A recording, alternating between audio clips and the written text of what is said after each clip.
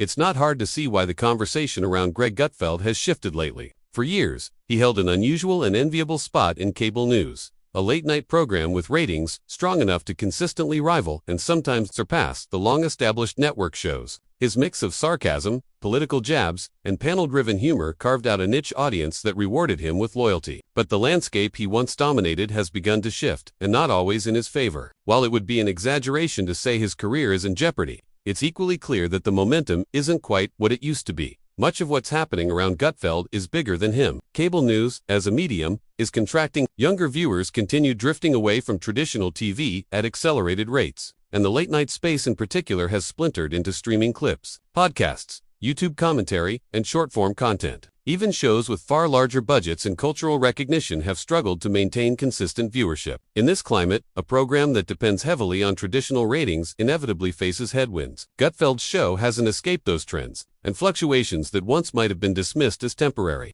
now raise questions about longer-term sustainability. Another factor shaping the narrative is internal competition. Fox News still commands the largest conservative audience, but its lineup is more crowded than it used to be. Primetime reshuffling, new personalities, and shifting priorities within the network mean that Gutfeld doesn't occupy quite the same unique space he once did. When a brand relies on distinctiveness, in tone, in style, in audience connection, any overlap with other voices on the same network can dilute that advantage. Some viewers who once tuned in for his particular brand of humor may now find similar commentary earlier in the day or from digital-first creators who deliver it in faster, more shareable formats. Creative fatigue is another challenge that many long-running hosts eventually face. The formula that once felt fresh can begin to feel predictable if it doesn't evolve. Gutfeld's comedic style, rooted in quick sarcasm and political cynicism, still resonates with his core audience, but the broader cultural conversation has changed. Humor that relies on constant political escalation can be hard to sustain without drifting into repetitiveness.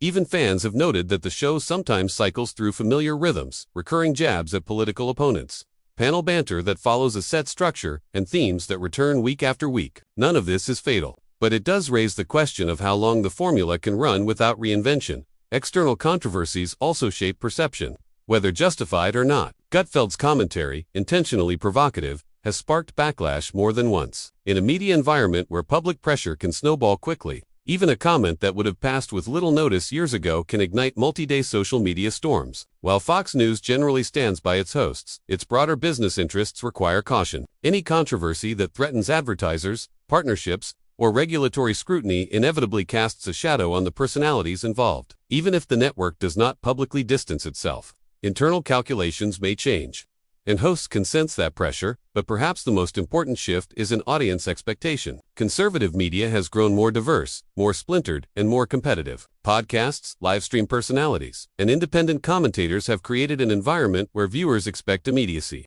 authenticity, and constant novelty. Shows built around the traditional late-night model have to fight for relevance against creators posting 10 updates a day across multiple platforms. Gutfeld's show, while still influential, represents an older format that competes with faster, more flexible alternatives. None of this means Gutfeld is on the brink of disappearing. He remains a major figure in conservative entertainment, with a built-in audience and years of experience navigating media cycles, but the signs are undeniable. The path ahead is steeper, the competition stronger, and the environment less forgiving. If the current trends continue, declining cable viewership, increased controversy fatigue, stronger digital rivals, the challenges he faces will only grow.